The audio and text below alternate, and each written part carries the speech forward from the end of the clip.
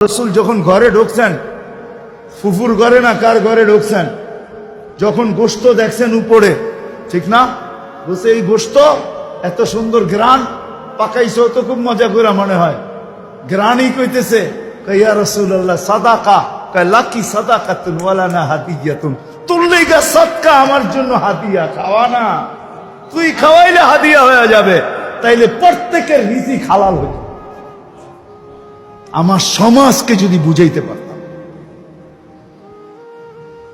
তাইলে এই প্রশ্ন আমার সমাজের থেকে উঠা যেত।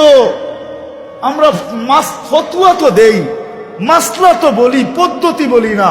আমার সমাজের প্রত্যেক ফ্যামিলি যদি আরেক ফ্যামিলিকে বলতো, বোন তোর পুরা রমজানের 30 দিনের ইফতার 2 টাইম 3 টাইমের খাওয়া আমার ঘর থেকে আসবে, সে যদি বলবে আমার ঘর থেকে তোরটা আসবে, আমার ঘর থেকে তোরটা, আমি জান্নাত নিতে চাই, তোকে হাদিয়া দিতে চাই, তাইলে এই হাদিয়ার লেনদেন যদি হইতো আর জান্নাতের আশায় হইতো, তো দুজনেরটা হালাল হইতো। কি কি কি? হাদিয়া হালাল, হাদিয়া হাদিয়া হালাল। আপনি বলতেন ও তো ওইরকম কামাইছে, কামাক না, ওটা কি আপনার দায় দায়িত্ব দিছে নাকি আল্লাহ? লাস্তা আলাইহিম বিমুসাইতির, ও কই থেকে কামাইছে ওর ব্যাপার। আপনাকে তো হাদিয়া দিছে, আপনাকে তো কি দিছে? আপনাকে তো হাদিয়া দিছে। ওয়ালা তাজাসসু ওয়ালা ইয়াগতাব বাযুকুম বাযা, ইসলামে তাজাসসুস নিষেধ। আমরা একটু বেশি পরহেজগারি দেখাইতে যে তাজাসসুসে লেগা যাই, আমি জানিও না যে এই তাজাসসুস আমাকে কোথায় নিয়ে যাইতেছে। আপনি ভাবছেন আপনি বড় মুত্তাকি হইতেছেন, না, মুত্তাকি হইতেছেন না। হইতে পারে এই মুত্তাকির শয়তানের চাদর আপনাকে অনেক দূরে নিয়ে যেতে পারে। নিজেকে বড় মুত্তাকি ভাইবেন না যে আমি তাকওয়া তাহকিক করি। তাহকিক করতে করতে করতে কারো পর্দা ফাঁস করে ফেলছেন। আপনি কোন মুসলমানের পর্দা ফাঁস করার অনুমতি আল্লাহ আপনাকে দেয় নাই। অনুমতি আপনাকে আল্লাহ দেয় নাই, আপনাকে দেয় নাই। আমরা দেখি তো সমাজের অনেক ক্লিপ দেখি, অনেক বয়ান দেখি, অনেক কথা শুনি, মাঝে মাঝে বড় দুঃখ লাগে। এত সংকীর্ণ মনা কেন? হ্যাঁ, আমি ওদিনই বলতেছিলাম, মনে হয় উমরার থেকে আসার পরের দিনই এক বয়ানে বলতেছিলাম যে খোদার ওয়াস্তে আমাদের তো আজকে দুরবস্থা এরকম যে আমরা টুপির কালার পর্যন্ত দেখি। হ্যাঁ, টুপির কালার দেখা ছাড়েন, কাঠটুপি উঁচা কাঠটুপি নিচা দেখা ছাড়েন, উম্মতকে এক ভাবেন এক। বিশ্বাস হয় না? তাইলে আমি আপনাদেরকে এমন ব্যক্তির রেফারেন্স দিব যার উপরে ব্যক্তিত্ব নেই। শাইখুল হিন্দ মাহমুদুল হাসান রহমতুল্লাহ আলাইহির বয়ান পড়া দেখেন, শুনা দেখেন। মাল্টার জেলখানার থেকে যেদিন উনি ফিরে আসছেন, ওই দিন সারা ভারতের ওলামারা দারুল উলুম দেওবন্দে জমা হয়েছিলেন। ওই দিন যে বয়ান উনি দিয়েছেন, ওই বয়ান আপনি পড়া দেখেন, তারপরে আপনি বুঝবেন আপনি কে, আপনি কতটুকু বড় মুত্তাকি আর পরেজগার, আপনি কতটুকু বড় তাকওয়াওয়ালা। ওই বয়ান শুনেন। যেদিন মাল্টার জেলের থেকে আসার পরে দারুল উলুম দেওবন্দে ভারতের সব ওলামারা জমা হয়েছেন, কিন্তু উনি সমস্ত ওলামাদের কি ভারতের কোনার উপরে ওস্তাদ মাত্র 2 জন। কয়জন? 3 জন। রশিদ আহমদ গঙ্গুহি, কাসেম নানতবি, মোল্লা মাহমুদ। এছাড়া কোনো ওস্তাদ ওনার নাই। 3 জন ওস্তাদে মিলে 1 জন ওস্তাদ। সারা ভারতবর্ষের কিয়ামতের সকাল পর্যন্ত ওলামায়ে দেওবন্দের যত উস্তাদ আসবে, সবার উস্তাদ শাইখুল হিন্দ মাহমুদুল হাসান রহমতুল্লাহ আলাইহি। ওনার ওই দিনের বয়ান শোনেন। না পাইলে আমার কাছে যায় না, আমি বয়ান শোনায় দিব আপনাদেরকে। না পাইলে আমার কাছে যায় না, আমি বয়ান শোনায় দিব উনি কি শুনাইছে। উম্মত বানা। তো যেটা বলতেছিলাম মেরে দোস্ত, আসেন আসেন নিজেকে আকর্ষণের পাত্র বানাই। সৃষ্টির কাছে, স্রষ্টার কাছে, আল্লাহর রসুলের কাছে সারা বৎসর দৌড়াইয়া পারবেন না, আমিও জানি। যাই আছে, ঝামেলা আছে, কাজ আছে, কাম আছে, অফিস আছে, আদালত আছে, ক্ষেত আছে, খামার আছে, মেইল আছে, ফ্যাক্টরি আছে, দোকান আছে, পাট আছে, হাট আছে, বাজার আছে, রোড আছে, ঘাট আছে, ঘর আছে, বাড়ি আছে। সারা বৎসরে দৌড়াই আপনি পারবেন না। এই জন্য রমজান এক মৌসুম দিছেন যে তুমি অতীত বৎসরের যত পূর্ণতা অপূর্ণতাকে পূর্ণ করতে চাও, অতীত বৎসরের শূন্যতাকে দূর করতে চাও, অতীত বৎসরের যত কমি খামি হয়েছে এটাকে পুরা করতে চাও, শুধু অতীত বৎসরের না। হিসাব করলে দেখা যায় 89 বৎসর 2 মাস।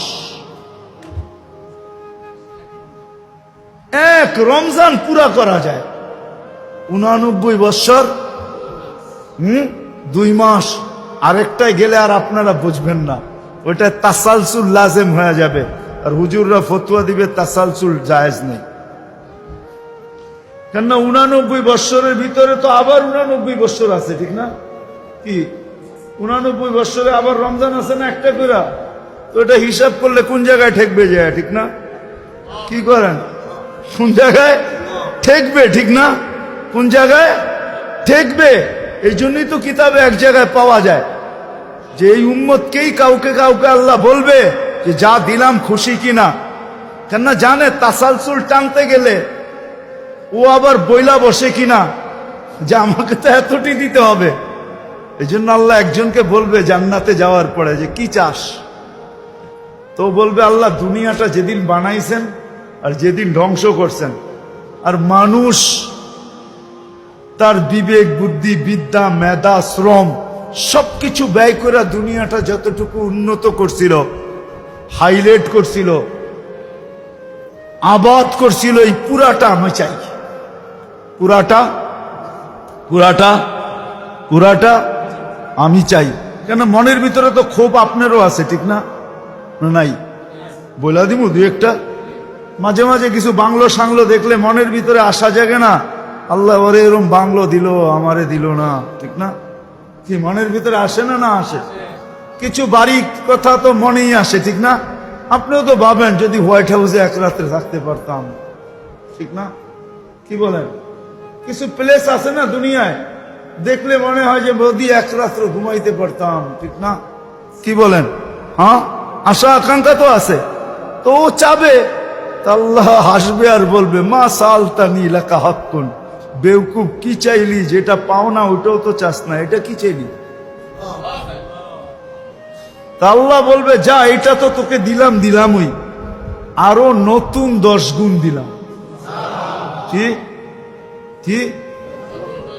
কেন নতুন 10 গুণ যদি না দেন তাহলে তুলনা হবে না। এখন ওই দুনিয়া পায়া আর যে 10 গুণ পাইছে ওইটা দেখবে আর দুনিয়া দেখবে, তো ডেলি 100 বার থুতু মারবে, কইব চাইলাম কি, আল্লাহ দিল কি?